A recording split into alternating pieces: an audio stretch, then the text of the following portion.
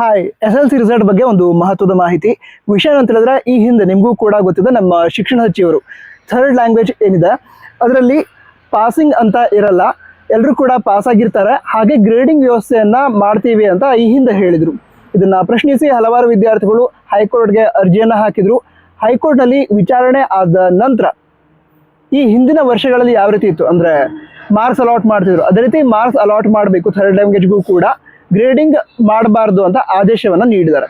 ಸರಿನಾ? ಅಂದರೆ ಈ ಹಿಂದಿನ ವರ್ಷಗಳಲ್ಲಿ ಏನಾಗಿತ್ತು, 80 ಮಾರ್ಕ್ಸ್ಗೆ ಇಂತಿಷ್ಟು ಮಾರ್ಕ್ಸ್ ಬಂದಿದೆ ಅಂತ ಕೊಡ್ತಿದ್ರು. ಅಥವಾ ಬೇರೆ ವಿಷಯಗಳಿಗೆ ಸಂಬಂಧಿಸಿದ, ಈಗ ಯಾವುದು ಇಂಗ್ಲೀಷ್ ಆಗಿರ್ಬೋದು, ಸೈನ್ಸ್ ಆಗಿರ್ಬೋದು, ಅದಕ್ಕೆ 80 ಮಾರ್ಕ್ಸ್ಗೆ ಇಂತಿಷ್ಟು ಮಾರ್ಕ್ಸ್ ಬಂದಿದೆ, ಇಂಟರ್ನಲ್ಲಿ ಇಂತಿಷ್ಟು ಮಾರ್ಕ್ಸ್ ಅಂತ ಕೊಡ್ತಾರಲ್ವ, ಅದೇ ರೀತಿ ಥರ್ಡ್ ಲ್ಯಾಂಗ್ವೇಜ್ಗೂ ಕೂಡ ಈ ವರ್ಷ ಗ್ರೇಡಿಂಗ್ ಇರಲ್ಲ, ಮಾರ್ಕ್ಸನ್ನೇ ಕೊಡಬೇಕು ಅಂತ ಹೈಕೋರ್ಟ್ನಿಂದ ಆದೇಶವನ್ನು ನೀಡಿದ್ದಾರೆ.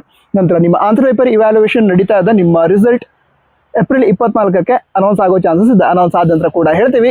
ಸಬ್ಸ್ಕ್ರೈಬ್ ಮಾಡಿ. All the best. ಜೈ ಹಿಂದ್. ವಂದೇ ಮಾತರಂ.